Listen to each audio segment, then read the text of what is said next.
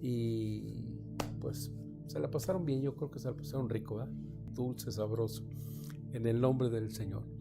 Así que le damos aleluya, gracias al Señor. Bueno, hoy queremos hablar acerca de cómo nos hace crecer la gracia de Dios. Va a estar muy interesante, muy bonito, muy sencillo, pero muy bonito. Los hombres que son madurados, los hombres que crecen bajo la cobertura, bajo la gracia de Dios, cómo ellos se refieren a ese crecimiento, a esa madurez, dándole la gloria al Señor. Y a diferencia del hombre o de los hombres que tratan de crecer bajo su propia voluntad, bajo sus propios conocimientos, y pues llegan a medirse con hombres que tal vez a lo mejor no tienen la misma visión que ellos, y ellos tratan de alcanzar la gracia de esta forma. Bueno, pero quiero leer en el nombre del Señor en el capítulo 12 del libro de Romanos capítulo 5, versículo 1 y versículo 2. Dice: justificados pues por la fe, tenemos paz para con Dios, por medio de nuestro Señor Jesucristo, por quien también tenemos entrada por la fe a esta gracia en la cual estamos firmes. Señor, te damos gracias en esta hora en el nombre poderoso de Jesús. Bendice a mis hermanos, a cada uno de ellos que están en casa, en el poderoso nombre de Jesús. Padre, alabamos, adoramos tu nombre, Señor Jesús. Gracias, Padre, gracias. Amén. Amén. Siéntese, hermano, en el nombre del Señor Jesús. Y bueno, pues a Kevin, ¿verdad? Kevin cumplió años. Bueno, pues no nos dicen cuánto, pero no, todavía puede decir él. Todavía puede decir los años, ¿verdad? Ya nosotros, los que estamos un poquito más atrasadones, ya de repente como que no queremos dar a conocer cuántos años tenemos, pero ya son muchos. Ya es un montonal de años en el nombre del Señor. Nunca pensé tener tantos años. Me acuerdo que en el ¿qué sería? En el año los 70, en el 70 todavía, yo decía, cuando tenga 30 años va a ser en tal fecha. Pero está bien lejos, ¿verdad? 30 años. No, hombre, cuando hablaba más o menos como para el 2000 más o menos, y voy a tener como 30 años. Pues ya pasaron 30 y pasaron 40 y 50 y ya vamos llegando a los otros 10 más, ¿verdad? En el nombre del Señor. Así que pues le damos gracias a Dios porque ya le vamos llegando cerquitas, ¿verdad? Pero la voluntad, la gracia de Dios nos ha ayudado. Bueno, quiero decirles, la semana, el domingo pasado y también el lunes, hablamos, el domingo hablamos del crecimiento de la infancia, crecimiento espiritual. Hablábamos de la niñez, crecimiento de la niñez, de la adolescencia y el crecimiento de la madurez. Y decíamos que nadie puede llegar a la madurez sin dejar de pasar por el proceso de la adolescencia, un proceso difícil, un proceso donde se cometen errores, un proceso de transición, de cambios.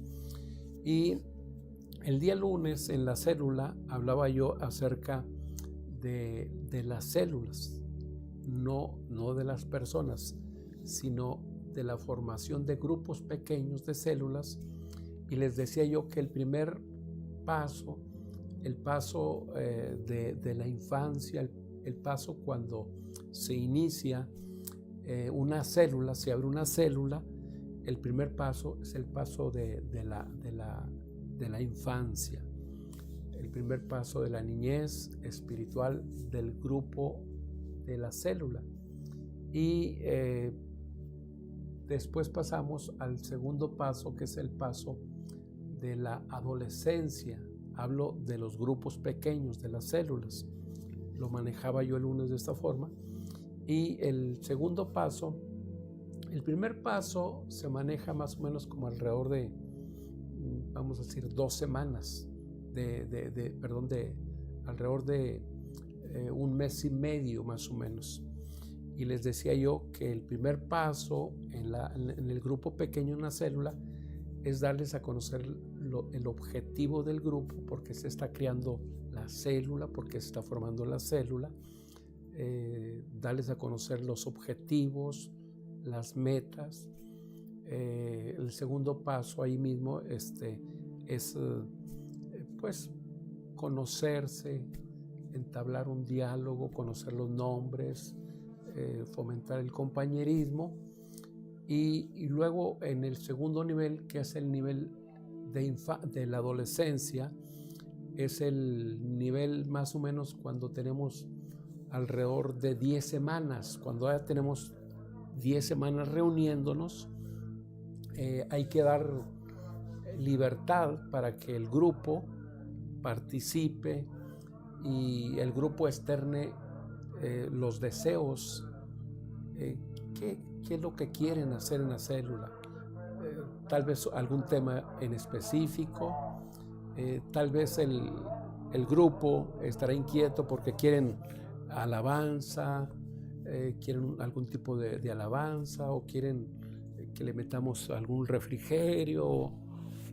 Hay que escuchar al grupo. Es el tiempo, el proceso de la inquietud del grupo, ¿verdad? De la inestabilidad. Cuando uno reprime al grupo que está formando, el grupo que ya tiene como 10 semanas reuniéndose, el grupo que lo consideramos un grupo que está en la etapa de la adolescencia, hay que darle la libertad, que todos participemos, que todos hablemos. ¿Para qué? Para hacer una célula pues dinámica, de acuerdo a los intereses de cada uno.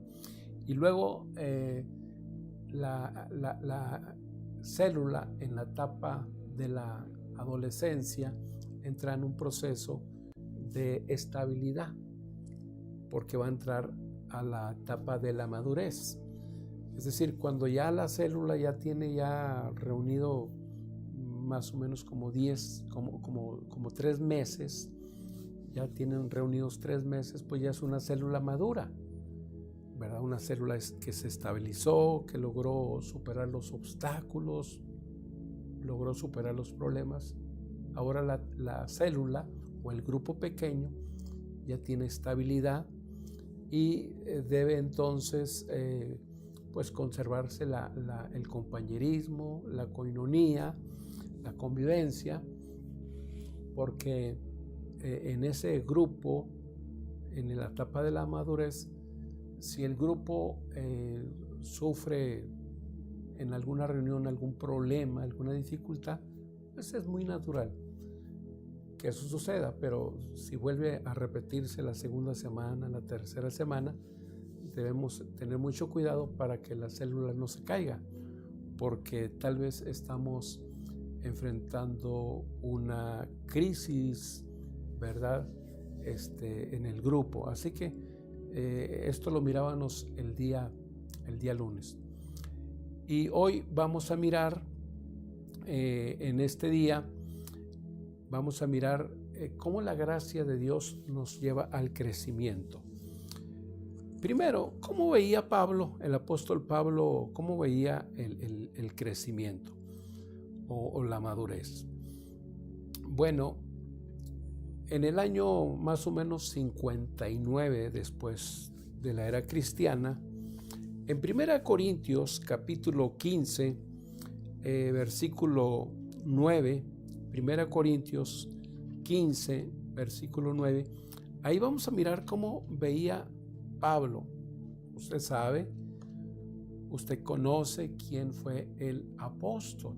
Pablo fue una persona muy entregada al Señor.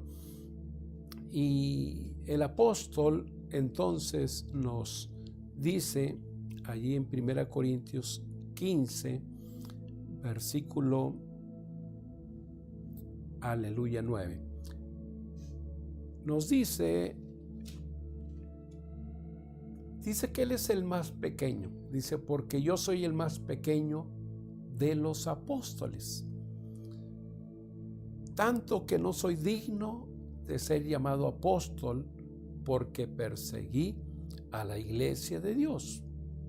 Pero por la gracia de Dios soy lo que soy, y su gracia no ha sido en vano conmigo. Antes he trabajado más que todos ellos, pero no yo, sino la gracia de Dios conmigo. Allí el apóstol nos habla de la madurez, del crecimiento que ha tenido él en su apostolado, pero él se considera a sí mismo el más pequeño de todos. Yo soy el más pequeño de todos. Por eso el crecimiento en la gracia debe influir sobre todo lo que pensamos de nosotros mismos. El crecimiento en la obra de Dios, en algún ministerio, si Dios te llamó, te dio un ministerio, no debemos ser arrogantes por el llamamiento, por los dones, por las capacidades que Dios nos ha dado. Al contrario, debemos revestirnos de humildad, reconociendo que es Dios el que nos da de su gracia, no somos nosotros, es Dios el que nos da de su gracia. Por eso Pablo se consideraba el más pequeño de todos los apóstoles. Él dijo que como un abortivo fue llamado al ministerio, porque él no fue parte de los 12 apóstoles de Jesús. Él fue llamado por el Señor mucho tiempo después. Por eso él dice que fue como un abortivo su llamamiento, un aborto su llamamiento, porque fue algo anormal, algo fuera de tiempo. Pero la gracia de Dios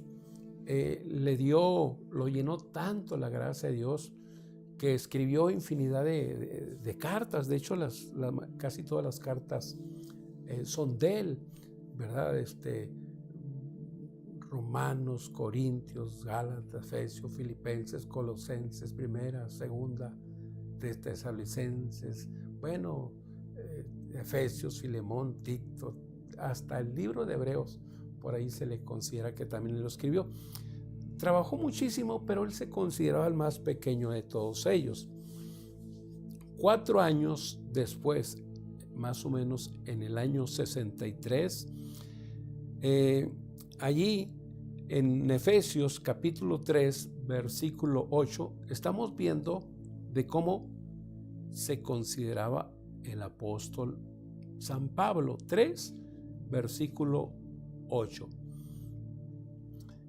Dice: a mí, que soy menos que el más pequeño de todos los santos, me fue dado esta gracia de anunciar entre los gentiles el evangelio de las inescrutables riquezas de Cristo, y de aclarar a todos cuál sea la dispensación del misterio escondido desde los siglos de Dios, que creó todas las cosas, para que la multiforme sabiduría de Dios sea ahora dada a conocer por medio de la iglesia a los principados y potestades en los lugares celestiales. Fíjese nada más, Pablo tenía revelaciones. Él fue llevado, dice que fue llevado en este cuerpo o en el espíritu. Dice que él fue llevado hasta el tercer cielo, donde escuchó palabras que no le fueron permitidas externarlas. Pero Pablo crecía, maduraba en el conocimiento, se convirtió en un líder, en un misionero, hacía viajes misioneros, era un hombre con dones. Creo que tal vez era el apóstol que tenía todos los dones, San Pablo, y sin embargo él se consideraba el más pequeño de todos los pequeños, ¿verdad? Así lo dice. 4 años más tarde, es el pequeño de todos los santos. Así se consideraba. A mí, que soy menos que el más pequeño de todos los santos, me fue dada esta gracia de anunciar el evangelio entre los gentiles. Por eso el apóstol, él estaba lleno de esa humildad, de esa virtud, porque él no, sus pies nunca perdieron el terreno fijo, el suelo. Él era un hombre con los pies bien puestos sobre la tierra, porque él fue perseguidor de la iglesia. Pablo fue perseguidor de la iglesia, acuérdense. Allí lo encontró el Señor rumbo a Damasco, en el capítulo 9 del libro de los Hechos, cuando llevaba cartas de los principales. Iba tras la iglesia, los del camino, como se les llamaba a los cristianos, o después se les llamó cristianos, por allá en el capítulo en Antioquía. Pero Pablo, él fue perseguidor de la iglesia, y él nunca se sintió con derechos de ser reconocido, de vanagloriarse por el trabajo que hacía en la obra de Dios, por la proclamación del evangelio. San Pablo nunca se consideró que él debería ser exaltado. Hoy ya nomás le dicen que es presbítero a alguien, ¿verdad? Que es obispo a alguien. Se siente la última Coca-Cola en el desierto. No se siente un servidor, no se siente una persona, ¿verdad?, que con humildad, que fue colocado ahí para servir. No, se siente como el jefe de los jefes. No, el único Señor es nuestro Señor Jesucristo, ¿verdad? Ya hemos dicho que la palabra, lo decía hace días, que el siervo, la palabra siervo, tiene su origen, su raíz de la palabra diácono. Diácono viene de servicio, de servir, ¿verdad? Y entonces hoy, no, hombre, un diácono en la iglesia, cuidado, no quiere pisar ni el suelo, el piso. San Pablo, él tenía todos los dones espirituales, pero él se consideraba el más pequeño de todos los santos. Algunos años pasaron tribulaciones. En 1 Timoteo capítulo 1, versículo 15, ahí vemos al apóstol San Pablo. 1 Timoteo capítulo 1, versículo 15. Palabra fiel y digna de ser recibida por todos, que Cristo Jesús vino al mundo para salvar a los pecadores, de los cuales yo soy el primero. Pero por esto fue recibido a misericordia, para que Jesucristo mostrase en mí, el primero, toda su clemencia, para ejemplo de los que habrían de creer en él para vida eterna. Por tanto, al Rey de los siglos, al Rey inmortal, al Rey invisible, al único sabio, Dios sea honor y gloria por los siglos de los siglos, dice el apóstol Pablo. Entonces, hermano, el apóstol Pablo, aleluya, gloria al Señor, él se declaró como el peor pecador del mundo. El trabajo en la obra de Dios, el trabajo que él hacía, que era un trabajo excelente, fue un trabajo maravilloso, él reconocía que era la gracia de Dios en su vida la que lo impulsaba, la que lo alentaba a realizar el trabajo. Era la gracia de Dios, no era la capacidad de Pablo, era la bondad de Dios que se había derramado sobre San Pablo.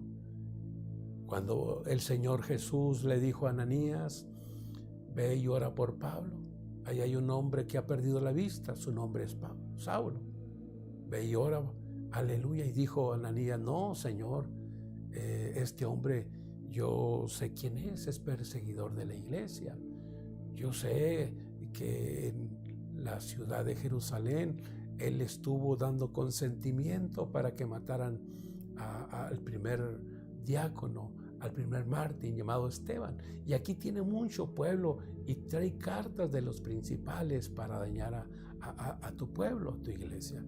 Y el Señor le dijo, ve, Ananías, porque instrumento escogido me es para que lleve mi palabra ante reyes, ante principales, porque le voy a mostrar cuán difícil, ¿verdad?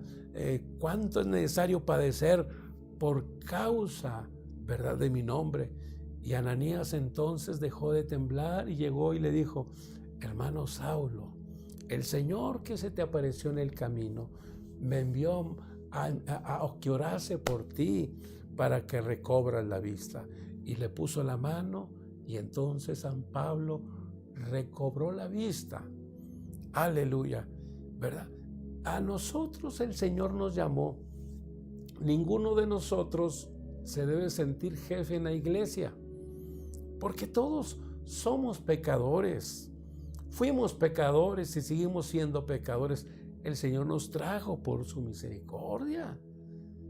Ahora nos dan nada más, al hombre nada más le dan, ¿verdad? Tú vas a ser aquí el jefe y le dan una cachucha ahí, ¿verdad? Y ahí nomás porque dice pólice, ya se siente el jefe, ¿verdad? Porque toma, tú eres y porque le dan algo ya se siente el mero mero.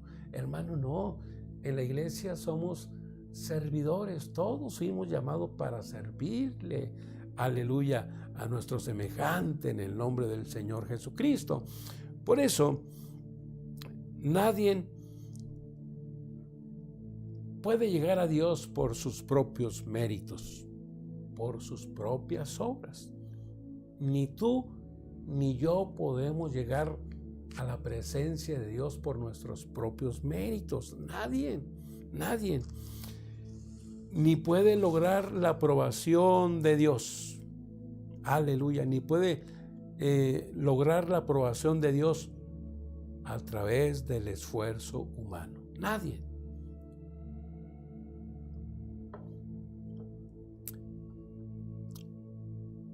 La mayoría de las personas hemos entendido que el pecado es una violación de la justicia de Dios.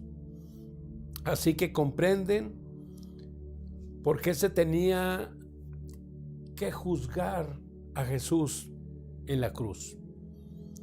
Pero no muchos aceptan el hecho de que lo bueno que el hombre hace por su propio esfuerzo delante del Señor es una abominación y es absolutamente inaceptable delante de Dios.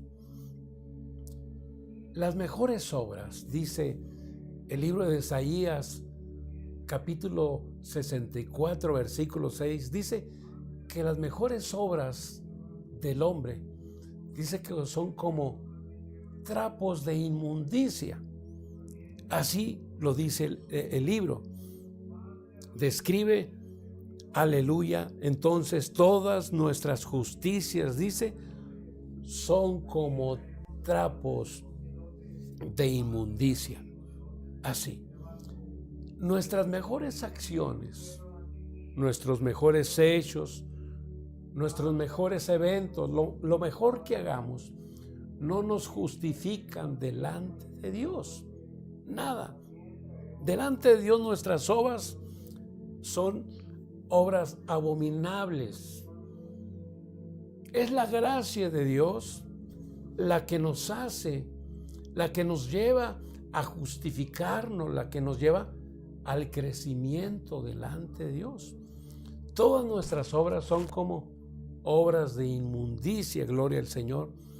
Y si supieras, no voy a adentrarme, pero la trapos de inmundicia, dice, con todo respeto, para que tengas una idea, los trapos de inmundicia significan obras muertas. Trapos de inmundicia se refieren a los trapos de la menstruación de la mujer. A esos trapos se está refiriendo, con todo respeto lo estoy diciendo. Son trapos de inmundicia, trapos donde representan la cesación de vida. Cuando llega el periodo a la mujer en esa etapa, no hay vida. Es un proceso inactivo, no hay producción de vida en ese proceso. Es un tiempo muerto, trapos de inmundicia. Isaías expresa que todo el bien, el esfuerzo humano, es muerto a los ojos de Dios.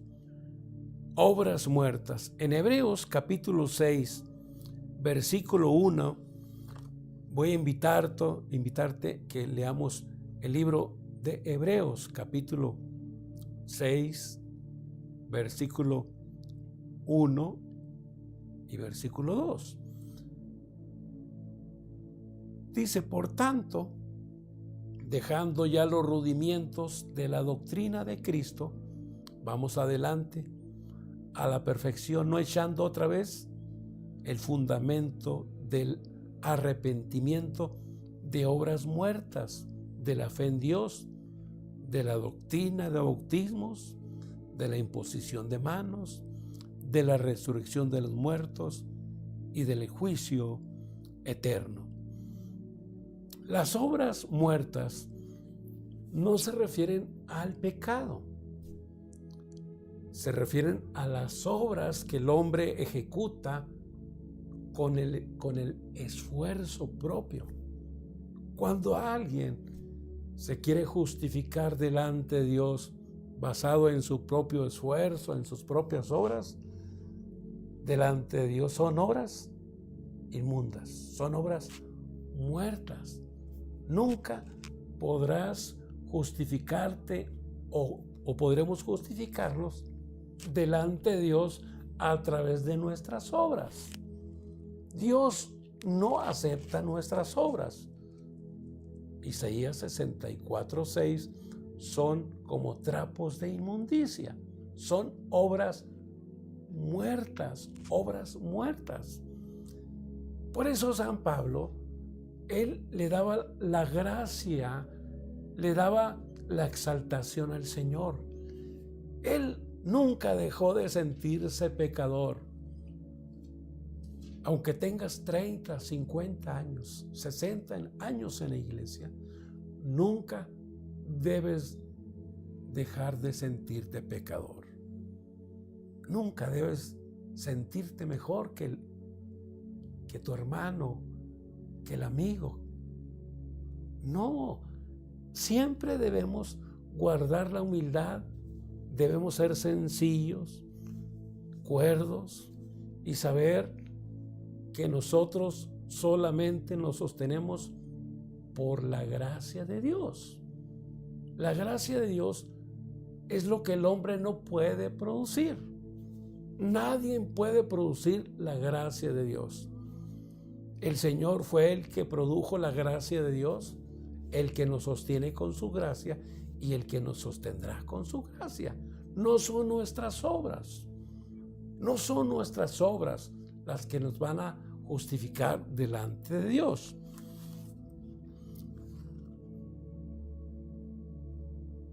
Entonces no habla del pecado, habla de las obras que el hombre hace para justificarse delante de Dios. Obras muertas. Obras muertas entonces se refieren a los intentos del hombre,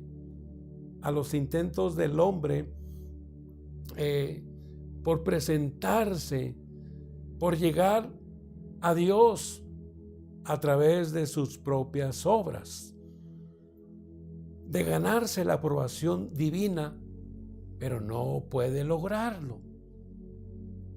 Todo lo bueno en nosotros es relativamente bueno. Toda nuestra justicia es relativamente justa, comparado con las obras de otras personas. Cuando nosotros nos comparamos nuestras obras con las obras de otras personas, parecen ser buenas y parecen ser justas, pero comparados con el bien y la justicia absolutas de Dios, somos menos que nada. Son obras muertas. Cuando yo me comparo con algún hombre que está atado al vicio, mis obras son grandísimas, porque el hombre está atado al vicio. Pero cuando mis obras las comparo delante de Dios, Dios me libre, porque la gracia de Dios no está allí. Están mis obras queriéndome acercarme a Dios, queriéndome justificarme a Dios. Están mis obras, pero mis obras a Dios no le sirven. Mis obras son obras muertas delante de Dios. Así las ve el Señor, obras muertas.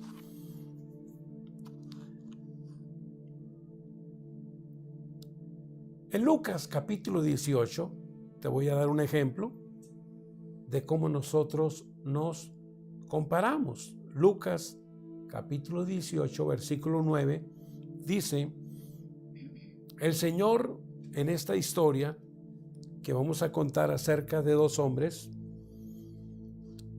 a unos que confiaban a sí mismos como justos en esta historia y menospreciaban a otros. Dijo también esta parábola, San Lucas 18, versículo 9.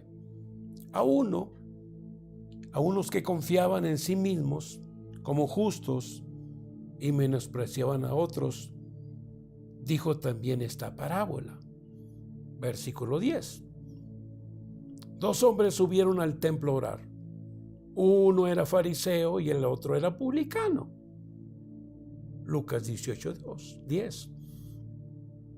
Dos hombres subieron al templo a orar. Uno era fariseo y el otro era publicano. El nombre fariseo significa separado. El versículo 11 dice que el fariseo, puesto en pie, oraba consigo mismo de esta manera: Dios, te doy gracias porque yo no soy como los otros hombres. ¿Cómo eran? Ladrones. ¿Cómo eran los otros hombres? Injustos. ¿Cómo eran los otros hombres? Adúlteros. Y dijo, ni aún como este hombre publicano. Y luego dice, aquel hombre, el versículo 12, ayuno 2 veces a la semana, doy diezmos de todo lo que gano. Y qué bueno tenerlo de miembro en la iglesia, ¿verdad? Ayuno 2 veces a la semana y doy diezmos de todo lo que gano. Mas el publicano, estando lejos, no quería ni aún alzar los ojos al cielo, sino que se golpeaba el pecho diciendo: Dios, sé propicio a mí, pecador.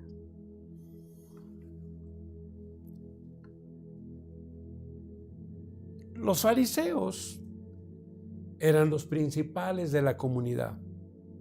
Eran personas respetadas, eran personas que recibían honores. Ya lo dije, el nombre fariseo significa los separados. Los fariseos, ante todo separatistas, siempre se quedaban aparte, se separaban, distanciados. Usaban vestimentas especiales para asegurarse de que todos se impresionaran debidamente por quiénes eran, quienes representaban.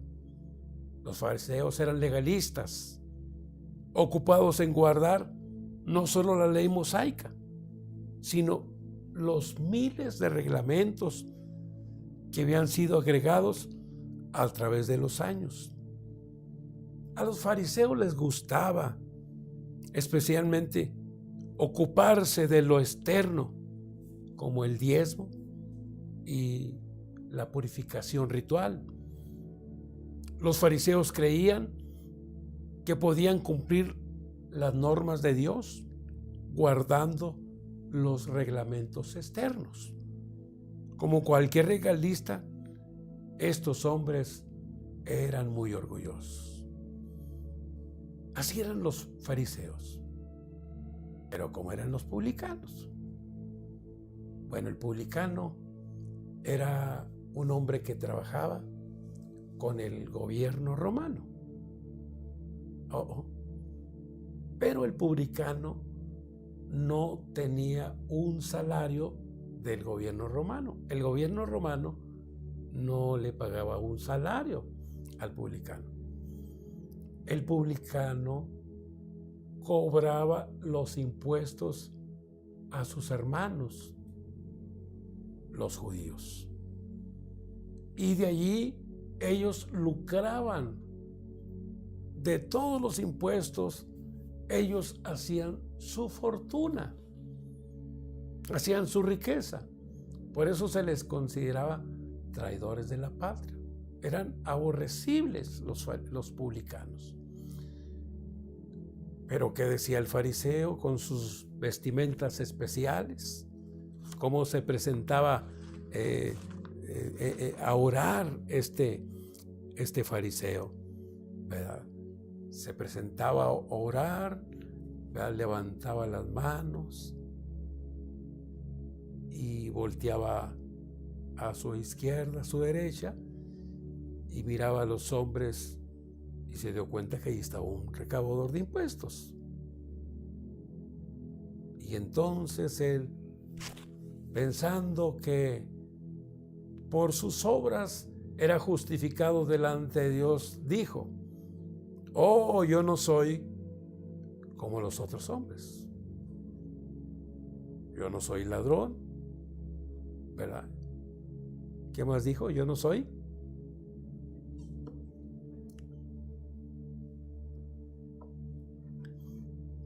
Yo no soy injusto.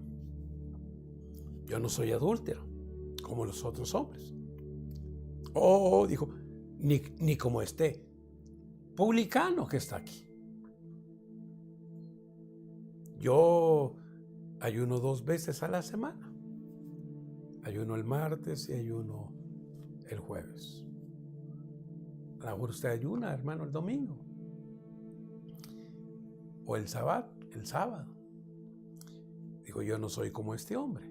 Yo ayuno 2 veces a la semana. Doy diezmos de todo lo que gano.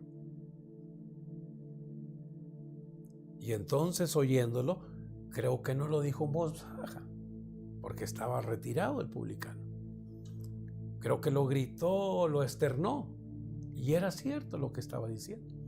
Ayunaba 2 veces a la semana. Daba el diezmo de todo lo que daba. Era verdad. Lo gritó a voz en cuello, y estando el publicano atrás lo escuchó, y entonces golpeaba su pecho el publicano.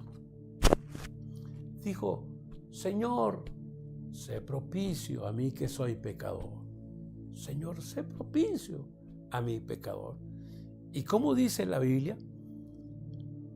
El versículo 14, el versículo 13 y 14 dice, Lucas 18:13 dice: mas el publicano, estando lejos, por eso levantó la voz, el fariseo, no quería ni aún alzar los ojos al cielo, sino que se golpeaba el pecho diciendo: Dios, sé propicio a mi pecador. Os digo que ¿quién? El publicano. Os digo que el publicano, descendió a su casa justificado antes que el otro, es decir, que el fariseo. Porque cualquiera que se enaltece será humillado, y el que se humilla será enaltecido. Por eso, hermanos, nadie puede justificarse delante de Dios a través de sus actos, de sus obras, aunque sus obras sean buenas. San Pablo, él nunca quiso justificarse delante de Dios, porque seguimos siendo pecadores. Yo tengo 30 y tantos, ya 35, 36 años en el Evangelio. Ahora, por la gracia de Dios, me llaman pastor, soy pastor. Pero no soy mejor que mis hermanos. No soy mejor que alguno de los santos del Señor. Todos somos parte del cuerpo de Cristo y seguiremos siendo pecadores. El Señor nos perdonó y estamos en este camino por la gracia de Dios. Esa gracia que yo no puedo producir. Esa gracia que tú no puedes producir. Por eso tenemos que decir, como lo hizo el publicano. El publicano dijo: Dios, sé propicio a mí que soy pecador. A veces nosotros, tantos años en la iglesia, nuestras plegarias, nuestras súplicas suenan maravillosamente bien. Tenemos mucho tiempo en la iglesia y hacemos oraciones muy bien estructuradas, y podemos orar de una manera que ante los oídos de los que están con nosotros pueden sonar, pueden escucharse de una manera impresionante. Pero delante de Dios, a Él no lo impresionamos. El Señor ve lo de adentro, Él ve el corazón. Un corazón contrito y humillado no lo desprecia jamás el Señor. Ríndete a Cristo, ven al Señor, entrégale tu vida, que Él te sostenga con su misericordia, con su gracia, en el nombre de Jesucristo. Amén, Señor.